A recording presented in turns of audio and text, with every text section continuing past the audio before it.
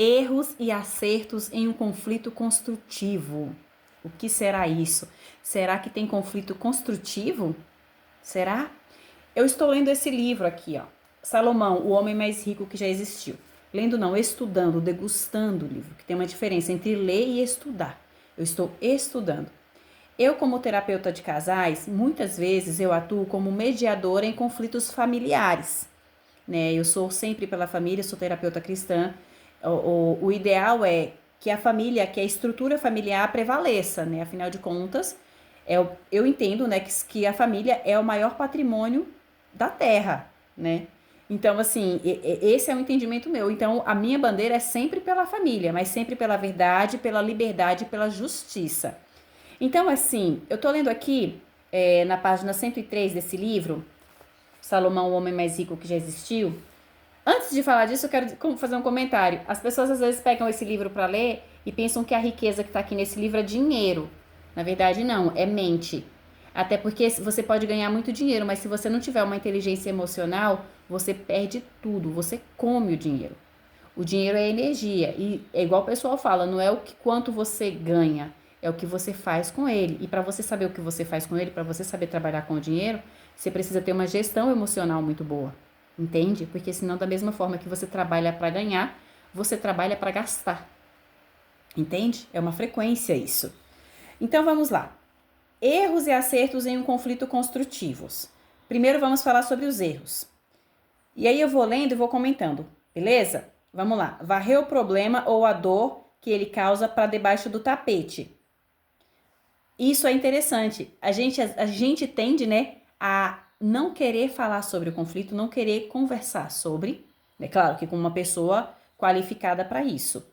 E a gente quer esconder, ou seja, varrer para debaixo do tapete. É melhor fugir do que resolver. Não. Os desafios pelos quais nós passamos nessa vida, a gente tem que encarar e encarar de frente. E resolver. Não é peitar falando é eu que posso, é eu que mando, é eu que tenho a última palavra. Não.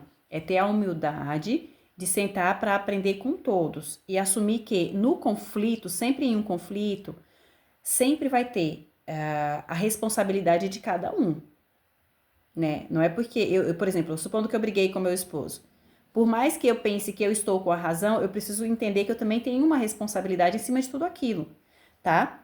E ó, deixar um conflito degenerar em ataque ou, desculpe, deixar um conflito degenerar em um ataque ao caráter da outra pessoa. É quando você não tem palavras e ataca. Ai, a sua mãe é isso, você é aquele. Começa a ofender. Ao invés de sentar, conversar, não, vamos resolver isso? Não, a gente começa a atacar. Sempre atacar. Porque a gente entende que, sabe, atacar é a melhor defesa.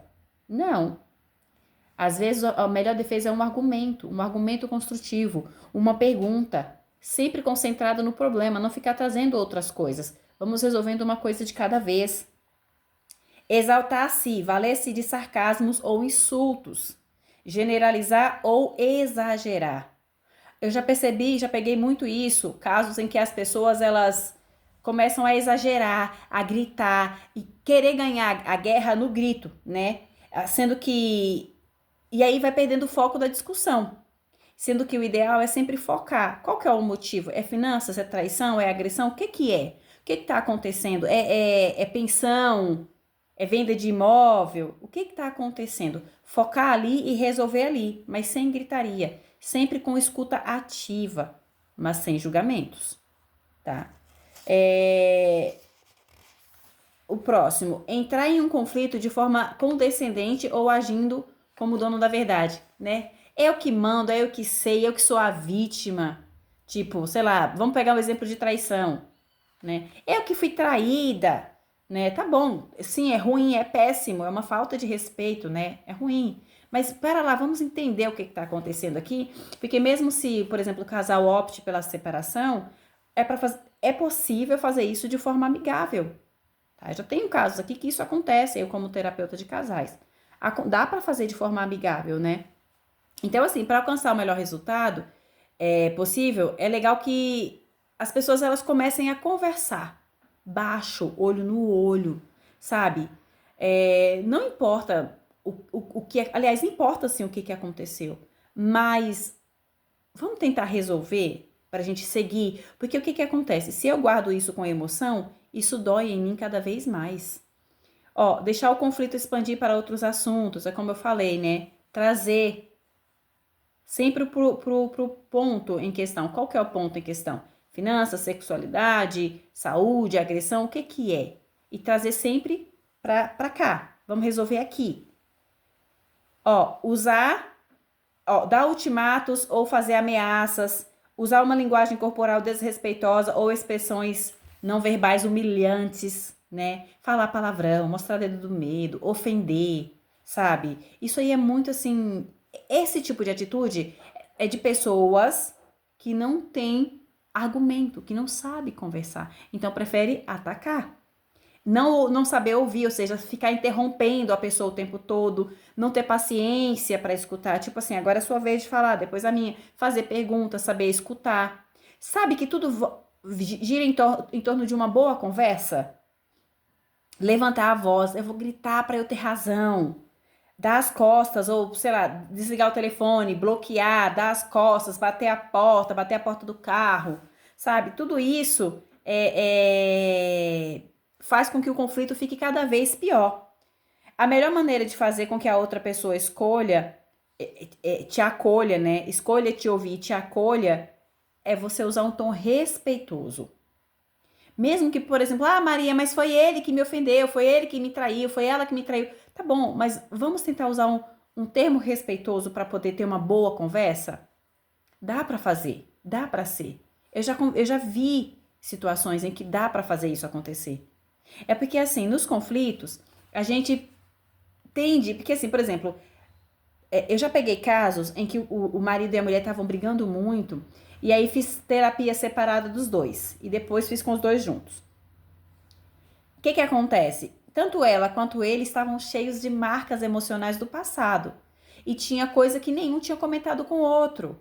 Então, tipo assim, eles não sabiam muito da história do passado deles dois, e estavam se alfinetando, se ofendendo, engalfiando um ao outro, mas pegando coisas do passado e trazendo para agora. Ou seja, na minha infância eu não convivia com meu. Tipo assim, como, por exemplo, supondo que fosse o meu caso, eu não convivi com meu marido na infância, mas eu tô cheia de gatilhos, cheia de marcas emocionais da infância, e aí, numa discussão de casal, ali depois no meu casamento, no meu namoro, relacionamento, eu começo a ofender, eu começo a atacar o meu marido com as dores que eu tinha da infância. Sei lá, de um. Entende? É isso que acontece. Então, o que é necessário fazer? Eu trato o meu emocional da infância, trato o meu emocional de forma geral. O meu marido trata o emocional dele de forma geral. E aí sim dá pra gente viver. Porque o que acontece? Muitas vezes a gente tende a guardar traumas e marcas emocionais com uma emoção negativa. E aí, hoje que eu sou adulto, eu não aceito que ninguém venha falar comigo da forma como falavam antes comigo na infância. Mas detalhe, não era o meu marido que falava comigo, eram meus pais, meus superiores que cuidavam de mim, que me tratavam mal. Agora é o meu marido, então eu quero descontar aquilo que eu vivi lá atrás hoje com o meu marido. Ou seja, lá atrás podiam fazer, hoje não pode mais. Ou no trabalho podem fazer, mas o meu marido não pode. Na verdade, na questão de falta de respeito, ninguém pode fazer. Mas a questão é a gente saber se impor. E se impor com respeito. Entende? Agora vamos para os acertos. Dá um tempo para recuperar o controle emocional. Acalme-se, respire, saia do meio da situação, tente entender o que está acontecendo, faça perguntas, escute a resposta com atenção. Preparar-se para o conflito antes de entrar nele. O que é se preparar para o conflito? É estudar a situação primeiro. Deixa eu estudar o que aconteceu. Sabe? Deixa eu estudar, deixa eu entender o que aconteceu primeiro. Se o intuito for de crítica, utilizar o método sanduíche. Esse método é muito bom. Eu faço um elogio, desde que seja sempre verdadeiro. Faço o primeiro elogio, faço a solicitação, a observação que eu preciso fazer e faço outro elogio por cima. De forma com uma voz em tom suave, em tom baixo, olho no olho, com carinho, com respeito, com acolhimento, entendendo que assim como a pessoa tem um desafio, eu também tenho desafios. E ninguém é perfeito, nós estamos nos melhorando todos os dias. Usar o máximo de palavras animadoras e positivas dentro do contexto da questão que você quer resolver. Por exemplo, é uma questão financeira, é uma questão de trabalho. Quais palavras eu posso usar? Porque da mesma forma que eu posso ser ofendida com uma palavra, o outro também pode ser ofendido com uma palavra. Então eu preciso realmente ter essa empatia, ter esse respeito. Estar disposto a oferecer e aceitar uma solução progressiva para o problema em questão. Isso é muito interessante. Porque na maioria das vezes a gente está disposto a oferecer, mas essa solução, tipo a minha ideia. Então você faz a minha ideia. Mas quando a pessoa vem também com uma ideia dela, aí eu não quero aceitar. Quem nunca, né? Tipo, a minha ideia tem que ser a melhor, então vamos com a minha ideia. Não é bem assim. Dá para achar o caminho do meio, pegar um pouquinho daqui, um pouquinho dali e resolver aqui, ó. Dá para fazer, dá para ser, dá para acontecer. A questão é, eu quero. Pedir conselho sobre o que fazer para ajudar a resolver o problema também é uma outra questão. Porque pessoas que estão muito trabalhadas no ego, elas não querem muito ouvir conselhos. Elas querem fazer do jeito que elas acham que tem que fazer. E aí nós temos um problema, porque às vezes não é o meu jeito, não é o jeito do meu marido, é o jeito da família. Entende? Então, ter essa resiliência, essa empatia de saber ouvir, de saber perguntar, de saber falar, entende? Então, assim, e sempre com uma voz, com uma sinceridade, sabe? Assumindo a responsabilidade também. Por exemplo, porque assim, tô com problema financeiro no meu casamento. Se eu estou casada, a gestão financeira é dos dois. Se nós estamos com problema financeiro, a responsabilidade é dos dois. Ah, mas é meu marido que gasta muito. Mas espera, eu tô no relacionamento, eu não posso conversar, dar uma orientação, orientar num curso, sei lá, dar alguma dica, impulsionar. O que que eu posso fazer? Porque quando a gente tá num problema, a responsabilidade é dos dois, não é só de um. Quando eu digo de relacionamento, tá? E também, assim, demonstrar interesse em resolver a questão para que fique bom para todo mundo. Entende? Não retaliar ao ser atacado pela outra pessoa. Por exemplo, numa discussão ali, eu tô brava, eu vou lá e ataco meu marido. Não retaliar ele. Eu sei que é ruim, eu sei que é difícil. Respira, acalma, conversa. Daqui a pouco você volta. Conversa de novo, sem gritar, sem acusações, sem palavras de baixo calão, sabe? Dá pra fazer.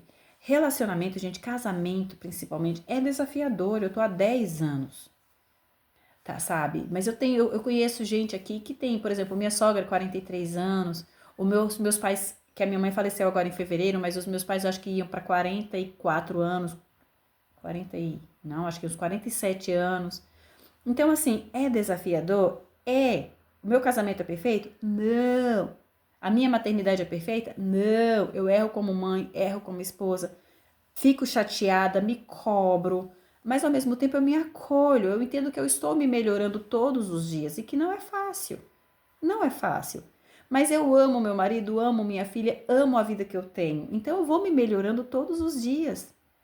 Eu sei que isso aqui é uma escola e daqui a pouco, quando o Pai do céu, quando o meu Deus resolver, ele vai me tirar daqui. Então eu preciso me esforçar para deixar um legado, para deixar sabe, o melhor que eu puder deixar, contribuir da melhor forma que eu puder com a minha filha, com meu esposo, com a minha família de forma geral. Então, assim, não adianta eu ficar só rebatendo, discutindo, falando mal, falar mal do cônjuge, falar mal do filho, falar mal das finanças, falar mal do patrimônio.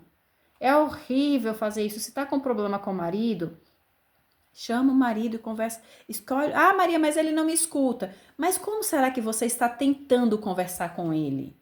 E se tentasse de uma forma diferente?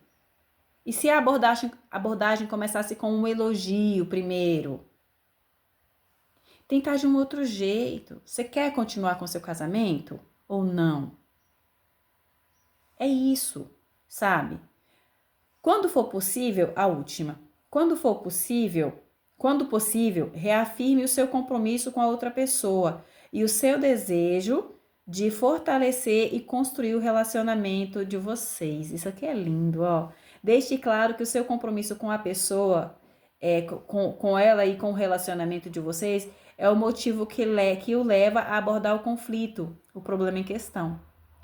Você está com problema com seu marido e você tem interesse ou com a sua esposa, e você tem interesse ou com seu filho, ou com seu colega de trabalho, ou ali na empresa, e você tem interesse em manter o relacionamento, o bom relacionamento, então você chega para a pessoa e fala, olha, o motivo dessa conversa primeiro é porque eu quero continuar esse relacionamento, só que eu quero de forma sadia, então começa com essa afirmação primeiro, tá?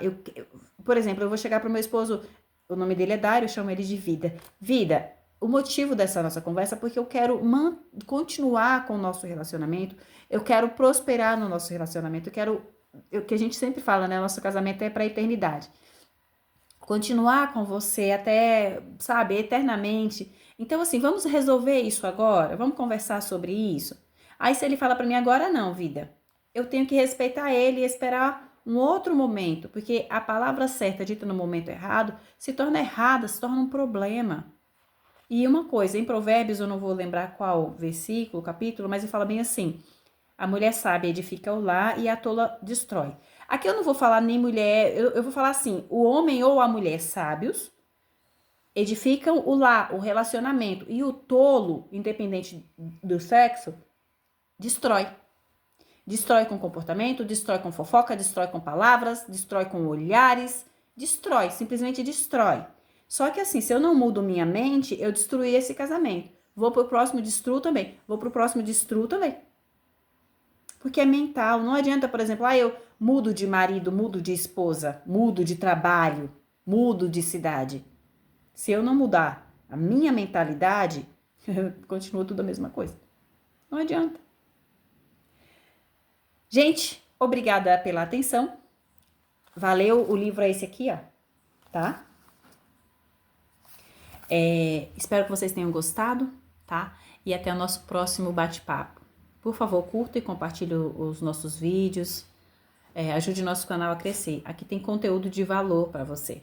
Obrigada, Deus abençoe e até a próxima. Beijos!